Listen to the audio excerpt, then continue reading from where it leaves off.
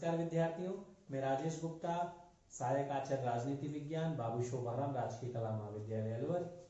आपका स्वागत है राजनीति विज्ञान की इस ऑनलाइन कक्षा में।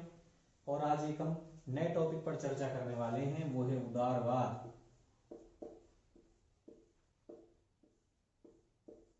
उदारवाद एक विचारधारा है। विचारधारा से हम क्या समझते हैं, क्या इसकी उपयोगिता है, इसके बारे में मैं आपको पूर्व के वीडियो में बता चुका हूं। तो और मैं आपको ये भी बता चुका हूं कि वर्तमान समय में कई सारी विचारधाराएं हैं जो राजनीतिक परिदृश्य को प्रभावित कर रही हैं। हमारे सिलेबस में कई सारी विचारधाराएं हैं जिस पर हम चर्चा करेंगे, जैसे उदारवाद जिस पर हम आज चर्चा करने वाले हैं। इसके अलावा प्रजातांत्रिक समाजवाद, आदर्शवाद, अराजकतावाद, नारीवाद, मार्क्सवाद, समाजवाद, ये कई सारी विचारधाराएं हैं जिस पर हम आगे चर्चा करने वाले हैं। आज इस वीडियो में हम चर्चा करेंगे उदारवाद पर। उदारवाद, इसका जो अंग्रेजी पर्याय है उसे कहते हैं लिबरलिज्म। लिबरलिज्म, इसको अंग्रेजी में क्या बोला जाता है? लिबरलिज्म। और जो इसकी उत्पत्ति है वो लैटिन भाषा के जो एक शब्द है लिबरलिस, इसकी जो उत्पत्ति है लैटिन भाषा के शब्द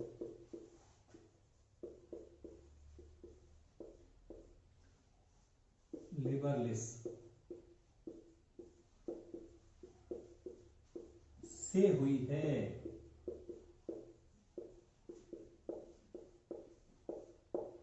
इससे हुई है। तो उदारवाद का जो अंग्रेजी मीनिंग है उसको हम लिबरलिज्म के नाम से जानते हैं, जिसकी उत्पत्ति लैटिन भाषा के शब्द लिबरलिस से हुई है। इसका तात्पर्य क्या है?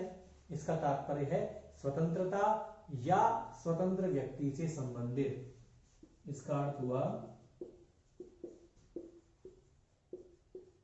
स्वतंत्रता या स्वतंत्र व्यक्ति से संबंधित।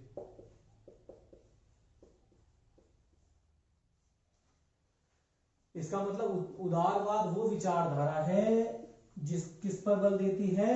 स्वतंत्रता पर बल देती है। अर्थात स्वतंत्रता और स्वतंत्र व्यक्ति उदारवाद का पर्याय है। उदारवाद को यदि एक दूसरे शब्द से परिभाषित करना चाहें तो इसका मतलब है ये वो विचारधारा है जो मानवीय विवेक में विश्वास रखती है और जिसके लिए स्वतंत्रता बहुत महत्वपूर्ण है। तो स्वतंत्रता उदारवाद का मूल थीम है, मूल आदर्श है, मूल तत्व है जो उदारवाद का, वो क्या है? स्वतंत्रता। तो उदारवाद मुख्यतः हम जो पश्चिमी देश हैं, अमेरिका है, ब्रिटेन है, इन देशों में इस विचारधारा को देखा जा सकता है। उदारवाद का मैंने आपको अर्थ बताया स्वतंत्रता।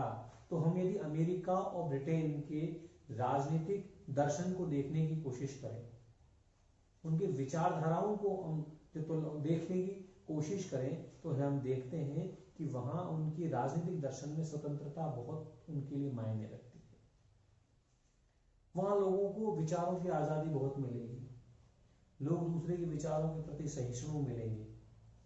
न केवल राजनीतिक क्षेत्र में अपितु आर्थिक क्षेत्र में, सामाजिक क्षेत्र में, हर जगह वहां लोगों को स्वतंत्रता हमें नजर आएगी यदि हम वहां देखने की कोशिश करेंगे। तो उदारवादी जो विचारधारा है मुख्यतः पश्चिमी जो देश हैं वहां में देखने को मिलती है, और ये जो दर्शन है वो स्वतंत्रता पर बल देता है। और ये जो उदारवाद की जो विचारधारा धीरे धीरे दुनिया के अन्य देशों में लोकप्रिय होने लगी है, क्योंकि वर्तमान में उदारवाद को लोकतंत्र का पर्याय मानने जाने लगा है। लोकतंत्र की जो बुनियादी जो शर्तें हैं, जो बुनियादी तत्व हैं, वो कुछ उदारवाद से मिलते जुलते हैं। हाँ, कुछ बुनियादी फर्क अलग भी हैं, थोड़ा सा अलग हैं, फिर भी कुछ विचारक उदारवाद और लोकतंत्र को काफी समानार्थी रूप में देखने लगे हैं। तो मैंने बता दिया उदारवाद का जो मूल आदर्श है, मूल थीम क्या है? स्वतंत्रता। तो उदारवादी क्या विचारधारा हुई? वो विचारधारा जो स्वतंत्रता पर बल देती है, जिसके लिए व्यक्ति की स्वतंत्रता बहुत महत्वपूर्ण है। मैंने दूसरी विचारधारा आपको समझाई भी थी, समाजवाद, जिस पर सोवियत संघ ने काफी बल दिया था। तो समाजवाद की जो विचारधारा है उसके लिए महत्वपूर्ण है समानता, आर्थिक समानता लेके आना, अमीर और गरीब के बीच की खाई को समाप्त करना। लेकिन जो उदारवादी विचारधारा है उसका मूल दर्शन है स्वतंत्रता। अब हम उदारवाद को समझने की कोशिश करते हैं। कुछ लोगों ने उदारवाद और लोकतंत्र को एक समान माना है, लेकिन वास्तव में देखा जाए तो उदारवाद और लोकतंत्र में कुछ फर्क भी है। ये मैं क्यों बता रहा हूं, क्योंकि आप आसानी से इसके माध्यम से हम उदारवाद को समझ पाएंगे।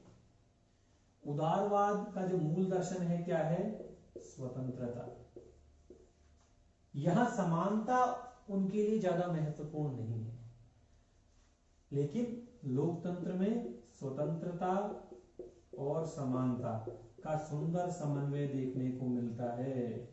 स्वतंत्रता, समानता, बंधुत्व के नारे लोकतंत्र की पहचान है। तो जो लोग ये कहते हैं कि उदारवाद और लोकतंत्र समान है, समरूपी हैं, उनमें कुछ बुनियादी अंतर हमें देखने को मिल रहा है। कुछ विद्वानों ने इसे उदारवाद को व्यक्तिवाद का पर्यायवाची माना है, व्यक्तिवाद का पर्यायवाची।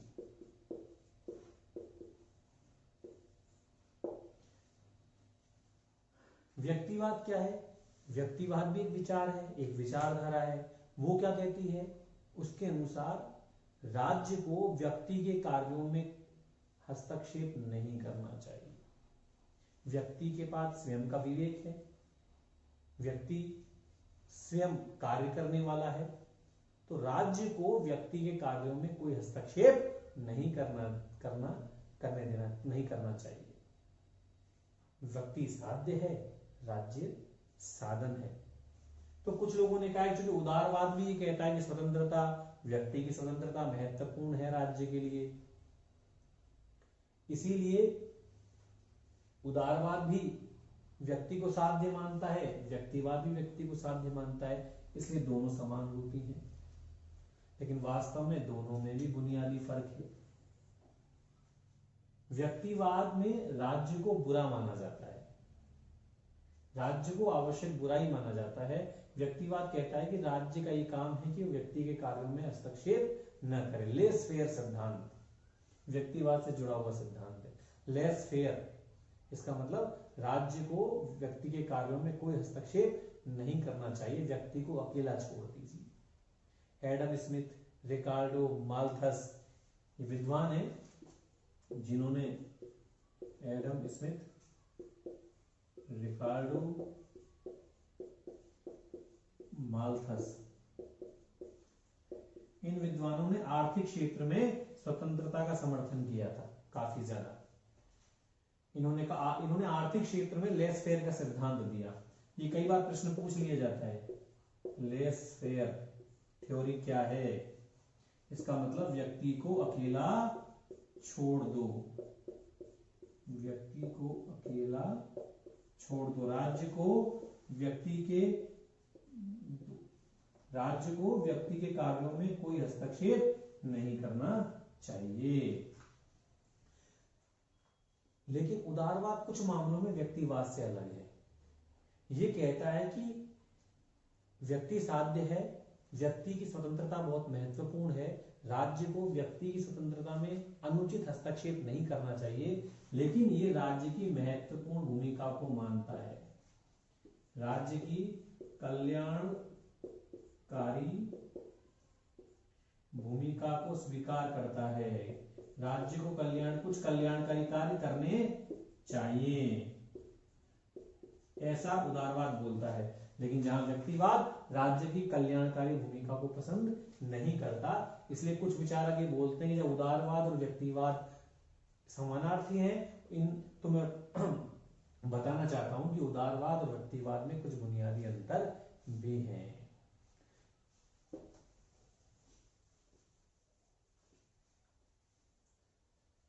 इसके अलावा कुछ लोगों ने उदारवाद को अनुदारवाद का विलोम बताया है। अनुदारवाद का विलोम। अनुदारवाद क्या है? ये परिवर्तन का विरोध करता है, सुधारों का विरोध, परिवर्तन सुधारों का विरोधी। तो उदारवाद अनुदारवाद का विलोम है, अर्थात उदारवाद परिवर्तन को पसंद कर रहा है, सुधार करना चाहता है व्यवस्था में, लेकिन उदारवाद केवल सुधारों, परिवर्तन सुधार का हिमायती नहीं है, या जो रूढ़िवादी परंपराएं हैं उनका ही केवल विरोधी नहीं है। इसके अलावा उदारवाद ने तो मार्क्सवाद का भी विरोध किया है, उदारवाद कई मायनों में समाजवाद का भी विरोधी है। इसलिए न केवल ये रूढ़िवादी परंपराओं का विरोधी है, अपितु ये तो मार्क्सवाद और समाजवाद का भी क्या रहा है? विरोधी रहा है। इसलिए केवल इसे अनुदारवाद के विलोम के रूप में परिभाषित नहीं किया जाता। वास्तव में जो उदारवाद है वो लोकतंत्र और व्यक्तिवाद, इन दोनों का जो मिश्रण है, इसके रूप में हमें क्या नजर आता है? उदारवाद। लोकतंत्र और लोकतंत्र में जो व्यक्ति की स्वतंत्रता, इन दोनों के लिए मिला दिया जाए तो क्या बन जाता है? उदारवाद बन जाता है। उदारवाद वास्तव में देखा जाए तो कुछ लोगों ने कहा है कि ये व्यक्ति को साध्य मानता है और राज्य को साधन मानता है, इसलिए उदारवाद के लिए राज्य महत्वपूर्ण नहीं है। लेकिन वास्तव में देखा जाए तो उदारवाद सामाजिक कल्याण की उपेक्षा नहीं करता है। ये राज्य से अपेक्षा करता है कि राज्य को व्यक्ति की स्वतंत्रता बनाए रखनी चाहिए, लेकिन इसके अलावा जो कार्य व्यक्ति नहीं कर सकता, इसके अलावा जो कुछ कल्याणकारी कार्य हैं वो राज्य को करने चाहिए। अर्थात उदारवाद सामाजिक कल्याण की उपेक्षा नहीं करता, ये अपेक्षा करता है कि राज्य कुछ समाजकारी जो कुछ कल्याणकारी कार्य हैं वो करने चाहिए। इस प्रकार यदि हम उदारवाद को परिभाषित करना चाहें तो उदारवाद वो विचारधारा है जो व्यक्ति की स्वतंत्रता का समर्थन करती है, लेकिन ये अनुदारवाद का विलोम नहीं है। यह व्यक्तिवाद का समानार्थी भी नहीं है, समानार्थी भी नहीं है। उदारवाद लोकतंत्र का समानार्थी भी नहीं है। कुछ फर्क हैं। यदि लोकतंत्र और व्यक्तिवाद को मिला दिया जाए तो हमें कुछ उदारवाद की जो लक्षण है वो नजर आते हैं। इसके अलावा उदारवाद सामाजिक कल्याण की उपेक्षा भी नहीं करता। तो इस प्रकार उदारवाद वो विचारधारा जो व्यक्ति की स्वतंत्रता का समर्थन करती है, मानवीय विवेक में पूरी तरह विश्वास करती है, और ये जितने भी पश्चिमी हम देश देखते हैं वहां पर मुख्यतः इस विचारधारा के हमें दर्शन नजर आते हैं। अब दूसरा प्रश्न हमारे लिए होता है, ये उपस्थित होता है कि इस विचारधारा के विकास कब हुआ, कैसे हुआ विकास।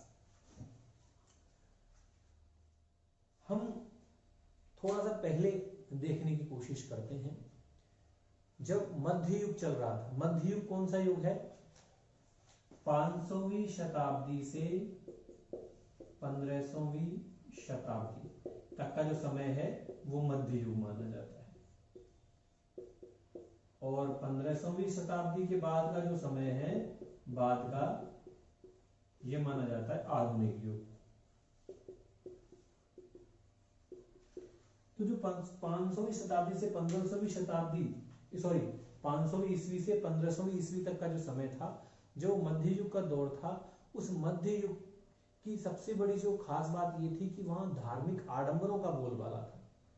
वहां कुरीतियां, जो प्राचीन रीति रिवाज और धर्म के आधार पर लोगों को डराया जाता था, और लोग भय के कारण, ईश्वर के डर के कारण जो शासक थे उसके शासक की बात मानते थे।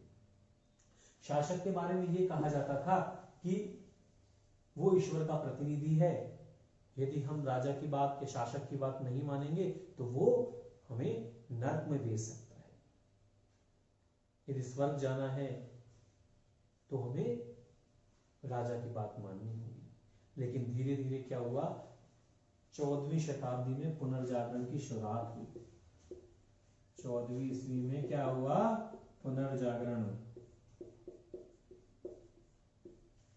जो अंग्रेजी साहित्य जिसमें व्यक्ति की स्वतंत्रता के बारे में बहुत सारी बातें लिखी गई है, जब छापे खाने की मशीन का जब आविष्कार हुआ तो धीरे धीरे लोगों को साहित्य के बारे में पता लगा, लोगों ने उन साहित्यों को पढ़ा, तो लोगों को यह एहसास हुआ कि जो धर्म के नाम पर जो डर दिखाया जा रहा है वो पूरी तरीके से गलत है। लोग व्यक्ति की स्वतंत्रता, अपने अधिकारों को पहचानने लगे। तो ये जो पुनर्जागरण का दौर था, इसने कहीं न कहीं एक जो व्यक्ति की स्वतंत्रता की जो ललक है उसको पैदा किया। वास्को डी गामा, कोलंबस, इन्होंने कई देशों की जब खोजें की तो ये भी तो भी लोगों को पता लगा कि जो देशों की खोज करने वाला ये कोई ऊपरी सत्ता नहीं है, ये स्वयं मनुष्य है जिसने कई देशों की खोज की है। तो कहीं इन बातों से जो धार्मिक आडंबरों का जो भय है वो काफी कम हुआ, और जो लौकिकता है, मनुष्य की स्वतंत्रता के प्रति जो लोगों के विचार हैं, उनकी जो आस्था थी वो बढ़ने लगी। इसके अलावा धर्म सुधार, लोगों में जो धार्मिक आडंबर थे, जो प्राचीन रीति रिवाज कुरीतियां थी, तो जब धीरे धीरे जब छापे खाने की मशीन का आविष्कार हुआ, पुनर्जागरण हुआ, तो लोग अपने जो धर्म थे उसके अर्थ को समझने लगे, और ईश्वर के नाम पर जो डर दिखाया जा रहा था बड़े बड़े इन धार्मिक नेताओं के द्वारा, लोग इन बातों को समझने लगे और उनमें विचारों में क्या आया, परिवर्तन आया। निरंकुश शासन का विरोध और औद्योगिक क्रांति।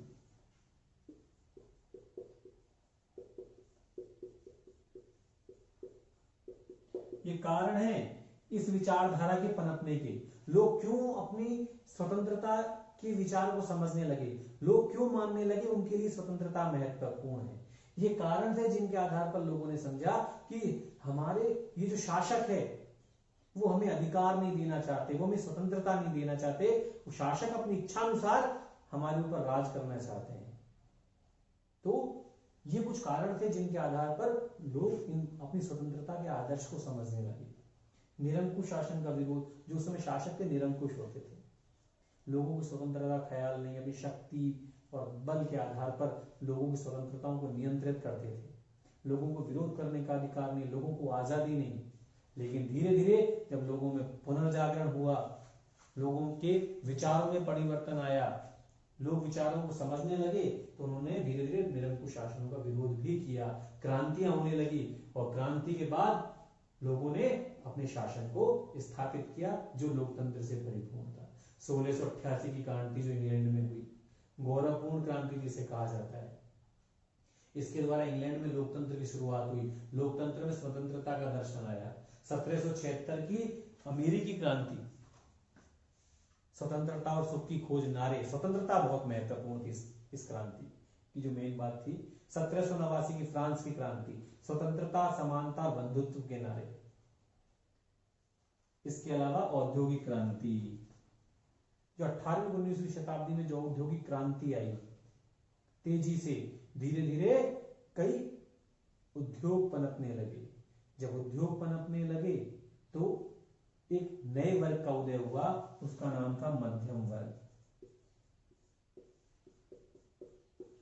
और जब बड़े बड़े उद्योग पर इन उद्योग आए, कई पूंजीपति वर्ग का उदय हुआ, और जब पूंजीपति वर्ग जो इन उद्योगों के मालिक थे, उन्होंने आर्थिक क्षेत्र में और राजनीतिक क्षेत्र में स्वतंत्रता की मांग की, क्योंकि स्वतंत्रता प्राप्त होगी तभी तो बंधनों से मुक्त हो जाएंगे। तो जो औद्योगिक क्रांति हुई और जो इसके बाद जो बड़े बड़े पूंजीपति लोग आए, उन्होंने आर्थिक और राजनीतिक क्षेत्र में स्वतंत्रता की मांग की, सभी प्रतिबंधों को समाप्त करने की मांग की। राजनीतिक क्षेत्र में पूर्ण आजादी, इसके अलावा आर्थिक क्षेत्र में कार्य करने की आजादी। और जब आजादी की मांग की तो यही विचारधारा बाद में इसके रूप में उदारवाद के रूप में हमारे सामने तो ये थे उदारवाद की विचारधारा के विकास के कारण। अब हम बात करते हैं उदारवाद की विचारधारा के क्या लक्षण हैं, कैसे हम पता लगाएं कि ये उदारवाद की विचारधारा है। उदारवाद ये मूल सिद्धांत जिसे हम बोलेंगे, लक्षण कह लीजिए, सिद्धांत, सिद्धांत जैसे मैं बताने की कोशिश करूं, सबसे पहले किस पर बल देता है ये, नागरिक स्वतंत्रता पर बल देगा ये, क्योंकि इसके लिए इंपॉर्टेंट क्या है, लोगों की स्वतंत्रता। स्वतंत्रता इसका मूल विचार है। मानवीय विवेक में विश्वास, मानवीय विवेक में विश्वास, सीमित शासन अर्थात संविधानवाद में विश्वास,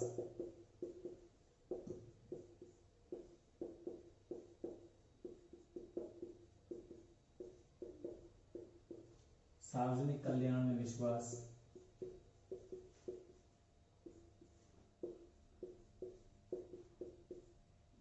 सार्वजनिक कल्याण में विश्वास। ये कुछ लक्षण है। मैंने कहा ना पहली बात, उदारवाद ने किस पर बल दिया, स्वतंत्रता। इसने कहा कि हर मनुष्य अपना विवेक रखता है। जब हर मनुष्य के पास अपना विवेक है तो राज्य को व्यक्ति के कार्य में अनुचित हस्तक्षेप नहीं करना चाहिए। व्यक्ति साध्य है, व्यक्ति क्या है, साध्य, राज्य क्या है, साधन। उदारवाद कहता है कि जो शासक है वो भी अपनी इच्छा अनुसार शासन नहीं कर सकता, उसकी जो शक्ति है वो सीमित होनी चाहिए। वो संविधान जो भावना है, जो लोकतांत्रिक जो नियम है और उसके अनुसार शासन करे। संप्रभुता की जो अंतिम शक्ति जनता में निहित होनी चाहिए और वो संविधानवाद के अनुसार अर्थात शक्तियों का मर्यादित प्रयोग करे, नियमों के अनुसार प्रयोग करे। उदारवाद व्यक्ति की स्वतंत्रता में विश्वास करता है, लेकिन साथ साथ ये भी कहता है कि राज्य को कुछ सामाजिक कल्याण के कार्य भी करने चाहिए। ये नहीं कहता कि राज्य को व्यक्ति के कार्यों में बिल्कुल भी हस्तक्षेप नहीं करना चाहिए। राज्य को वे कार्य जिन्हें व्यक्ति नहीं संभाल सकता वो भी करने चाहिए। इसके अलावा सामाजिक कल्याण की दृष्टि से भी कुछ कार्य करने चाहिए। व्यक्ति को ये साध्य मानता है, व्यक्ति महत्वपूर्ण है इनके लिए। राज्य का कर्तव्य है कि व्यक्ति की स्वतंत्रता का ध्यान रखे। इसके अलावा आर्थिक स्वतंत्रता, व्यक्ति को आर्थिक रूप से कार्य करने की पूरी आजादी होनी चाहिए, उसके ऊपर कोई अनुचित प्रतिबंध नहीं होने चाहिए। मैंने बता चुका हूं ये अनुदारवाद का विरोध करता है, रूढ़ियों एवं परंपराओं का विरोधी है, रूढ़ियों एवं परंपराओं का विरोधी। जो रूढ़ियां चल रही हैं, प्राचीन कुरीतियां, धार्मिक आडंबर, इनका क्या करता है, ये विरोध करता है। लोकतंत्र में विश्वास, जो लोकतांत्रिक मूल्य हैं उनमें ये मानता है, उनमें ये आस्था रखता है। राजनीतिक स्वतंत्रता, व्यक्ति को आर्थिक स्वतंत्रता तो प्राप्त होनी चाहिए आर्थिक रूप से, इसके अलावा उसे विचारों की आजादी भी होनी चाहिए, अपने विचार को दूसरों के सामने रख सके। आर्थिक क्षेत्र में काम करने की आजादी, इसके अलावा अपने विचारों को अभिव्यक्त करने की आजादी, उसे क्या बोला जाता है, राजनीतिक स्वतंत्रता। राज्य की कल्याणकारी भूमिका को भी स्वीकार करता है। धर्मनिरपेक्ष राज्य, ये कहता है कि राज्य को भी कैसा होना चाहिए, स्वरूप धर्मनिरपेक्ष। राज्य का कोई धर्म नहीं होना चाहिए, राज्य सभी धर्मों के प्रति समान आदर रखे। राज्य का कोई विशेष धर्म नहीं होना चाहिए, सभी धर्मों के प्रति समान व्यवहार रखते हुए सभी धर्मों के साथ समान व्यवहार किया जाए, सभी धर्मों को अपने अभिव्यक्ति की पूरी आजादी हो। ये सभी बातें कौन मानता है, उदारवाद। इसके अलावा उदारवाद प्राकृतिक अधिकार,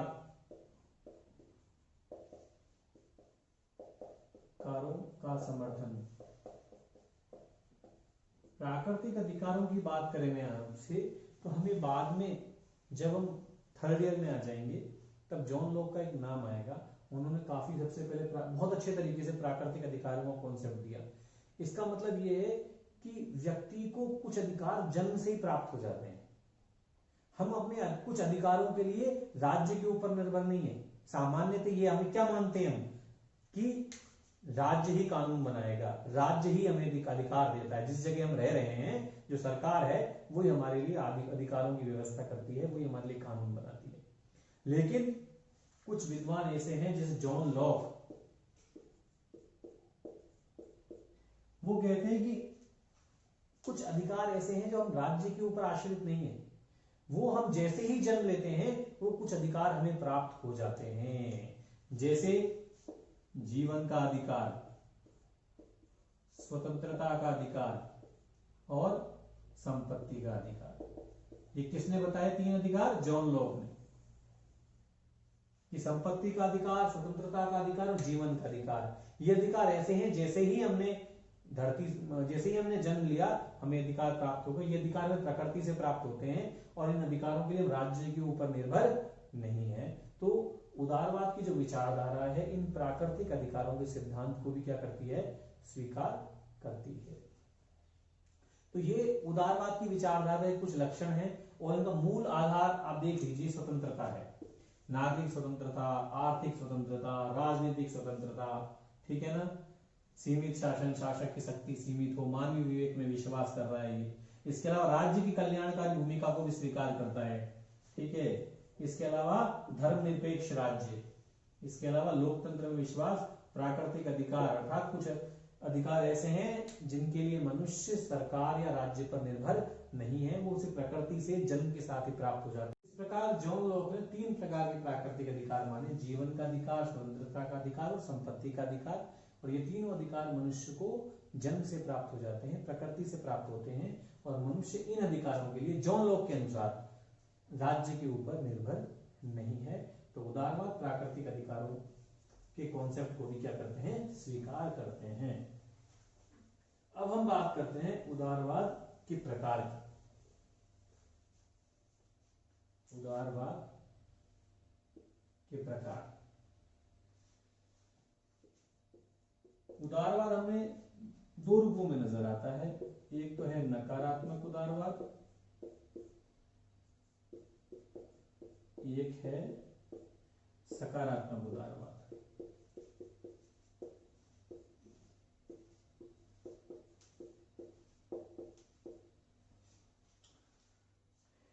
जब ये विचारधारा सबसे पहले आई, 18वीं 19वीं शताब्दी का एक दौर चल रहा था, तो जो उदारवाद का प्रारंभिक जो स्वरूप था वो कैसा था? नकारात्मक उदारवाद का।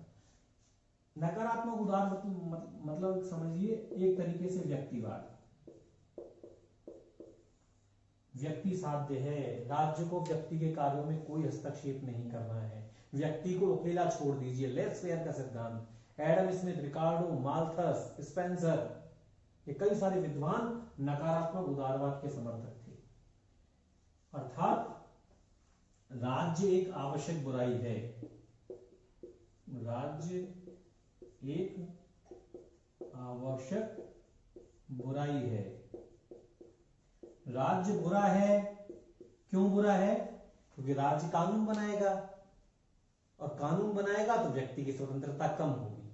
तो राज्य कानून बनाकर व्यक्ति की स्वतंत्रता कम करता है ना, व्यक्ति की स्वतंत्रता में दखल देगा। इसलिए उदारवाद के अनुसार राज्य क्या है? बुराई है, लेकिन राज्य आवश्यक भी है। उदारवाद के अनुसार आवश्यक क्यों है? क्योंकि कुछ कार्य ऐसे हैं जिनको व्यक्ति नहीं कर सकता।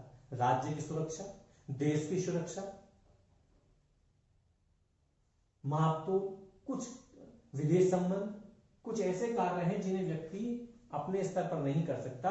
तो अब व्यक्ति अपनी सुरक्षा के लिए, कई अन्य कार्यों के लिए किसके ऊपर निर्भर है? राज्य के ऊपर निर्भर है। इसीलिए राज्य बुराई तो है क्योंकि वो व्यक्ति की स्वतंत्रता को कम करता है, सीमित करता है, लेकिन राज्य बुराई भी है, राज्य आवश्यक भी है क्योंकि जो कार्य मनुष्य नहीं कर सकते अपने स्तर पर, उन कार्यों को राज्य करता है। राज्य हमारे लिए जरूरी है। तो राज्य एक आवश्यक बुराई है, ये नकारात्मक उदारवाद इसको मानता है। इसके समर्थकों में बात करें तो एडम स्मिथ है, Adam Smith, Ricardo, Malthus, Spencer, Herbert Spencer, J S. Mill, ये कई विचार हैं जो नकारात्मक उदारवाद के समर्थक हैं। लेकिन धीरे धीरे जब लोगों की आवश्यकताएं बढ़ने लगी, लोग अपने अधिकारों के प्रति जागरूक होने लगे, तो क्या हुआ, एक नकारात्मक उदारवाद की जगह उदारवाद का सुधरा और एक बेहतर रूप हमारे सामने नजर आया। उसका नाम था सकारात्मक उदारवाद।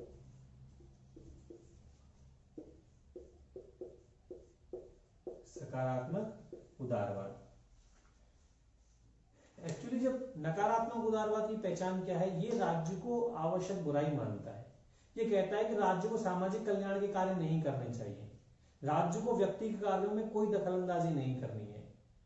तो ये आर्थिक स्वतंत्रता, राजनीतिक स्वतंत्रता की बात तो करता है, लेकिन राज्य की कल्याणकारी भूमिका को पसंद नहीं करता है। तो मैं आपको बता रहा हूं, जब ब्रिटेन में जे.एस. मिल बहुत बड़े विचारक रहे हैं ये पॉलिटिकल साइंस के, तब वो अपने विचार लिख रहे थे। उसी समय मार्क्स महोदय श्रमिक वर्ग के कल्याण पर अपने विचार दे रहे थे। उन्होंने पूंजीपति वर्ग की जो गलत नीतियां हैं उनका विरोध किया, और मार्क्स ने श्रमिक वर्ग के हितों पर बल दिया। मार्क्स ने आर्थिक समानता की बात की। उन्होंने कहा कि स्वतंत्रता से ज्यादा इंपॉर्टेंट क्या है, समानता, गरीब और अमीर के बीच की खाई को समाप्त करना। तो गरीब वर्ग के हितों पर जब मार्क्स ने काफी बल देने लगे, काफी ज्यादा ध्यान देने लगे, तो क्या हुआ, तो धीरे धीरे क्या हुआ, उदारवाद के स्वरूप में परिवर्तन आने लगा। जो अब तक नकारात्मक था वो धीरे धीरे क्या होने लगा, सकारात्मक। धीरे धीरे उदारवाद ने कहा कि राज्य को भी नकारात्मक भूमिका के स्थान पर सकारात्मक भूमिका निभानी चाहिए, राज्य को भी कल्याणकारी कार्य करने। इस प्रकार जो सकारात्मक उदारवाद है वो व्यक्ति की स्वतंत्रता को तो स्वीकार करता ही करता है, इसके अलावा राज्य की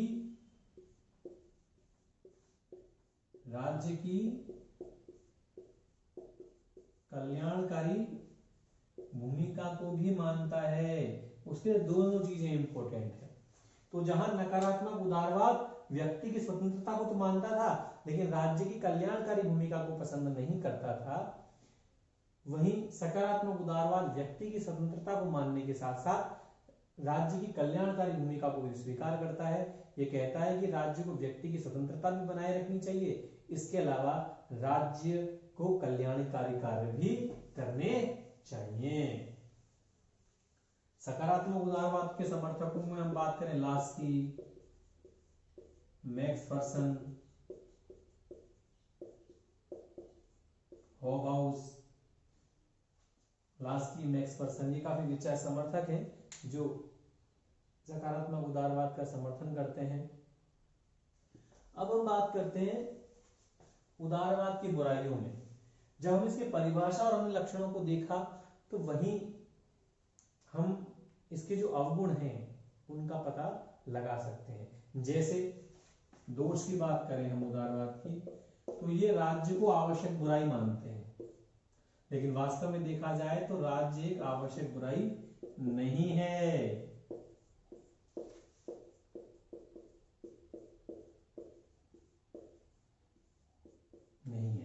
इन्होंने माना है, लेकिन वास्तव में राज्य तो हमारे लिए कितने कल्याणकारी कार्य कर रहा है। हम अपने जीवन पर्यंत चलने वाली जो गतिविधियां हैं उनके लिए राज्य पर निर्भर है, तो राज्य एक बुराई नहीं हो सकता। लेकिन उदारवाद राज्य को एक दो आवश्यक दोष के रूप में स्वीकार करते हैं। इसके अलावा उदारवाद के लिए समानता गुण है। गौण। इनके लिए महत्वपूर्ण क्या है? स्वतंत्रता। स्वतंत्रता स्वतंत्रता स्वतंत्रता का जो नारा दिया है, और स्वतंत्रता के दर्शन पर ज्यादा बल देने के कारण इनके लिए समानता बहुत ज्यादा महत्वपूर्ण नहीं है। लेकिन वास्तव में देखा जाए तो आर्थिक समानता लाना आज वर्तमान की जरूरत है। अमीर और गरीब के बीच की खाई को खत्म करना भी हर किसी की आवश्यकता है। हर कोई व्यवस्था आर्थिक समानता लाना चाहती है, लेकिन उदारवाद का जो दर्शन है वो स्वतंत्रता पर ज्यादा बल देता है और उनके लिए समानता गौण है। जब उदारवाद आर्थिक और राजनीतिक स्वतंत्रता की बात करता है, आर्थिक क्षेत्र में खुली प्रतियोगिता की बात कर रहा है ये, तो यहां पर हमें पूंजीवादी दर्शन नजर आ रहा है। उदारवाद मानवीय विवेक में विश्वास रखता है और ये कहता है कि राज्य को आर्थिक रूप से पूर्ण स्वतंत्रता दे देनी चाहिए। व्यक्ति किसी भी कार्य को करे उस पर कोई नियंत्रण नहीं होना चाहिए। आर्थिक क्षेत्र में जब आपने खुली आजादी दे दी, खुली प्रतियोगिता को अलाउ कर दिया, उसको स्वीकृति दे दी, तो कहीं पूंजीपति दर्शन नजर आएगा। जो गरीब व्यक्ति है वो पिछड़ जाएगा, क्योंकि जब खुली प्रतियोगिता होगी और जो पिछड़े वर्ग हैं, गरीब वर्ग हैं, उनके लिए कोई प्रोत्साहन नहीं होगा, तो उनको आगे बढ़ने के अवसर भी नहीं होंगे। तो यहाँ पर समानता की बात नहीं है, स्वतंत्रता की बात है, और ये पूंजीवादी दर्शन कहीं कहीं हमें इसके अंतर्गत नजर आता है। और एक इसने कहा है कि जो सामाजिक परिवर्तन होने चाहिए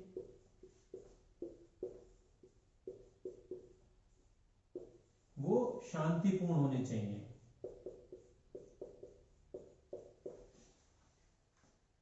हिंसक या क्रांति को ये स्वीकार नहीं करता उदारवाद। वो कहता है कि कोई भी समाज में जो परिवर्तन हो शांतिपूर्ण तरीके से होना चाहिए, लेकिन मार्क्स कहता है कि शांतिपूर्ण तरीके से जो परिवर्तन होता है या क्रांति जो होगी वो असर नहीं करेगी।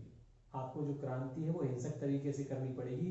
पूंजीपति वर्ग को यदि हटाना है, क्यों हटाना है? क्योंकि पूंजीपति जो वर्ग है वो संसाधनों का स्वामी है, लेकिन संसाधनों का सारा जो उपयोग है वो स्वयं करता है। मजदूर वर्ग को उनके हितों का लाभ नहीं देता, उनका लाभ मजदूर वर्ग को प्राप्त नहीं होता। तो मार्क्स कहता है कि यदि श्रमिक वर्ग को अपना अधिकार प्राप्त करने हैं तो उन्हें पूंजीपति के विरुद्ध हिंसक क्रांति करनी होगी। तो मार्क्स के अनुसार जो सामाजिक परिवर्तन की धारणा है उदारवाद की वो पूर्णतया गलत है। मार्क्स के अनुसार हिंसक क्रांति के द्वारा ही सामाजिक परिवर्तन लाया जा सकता है।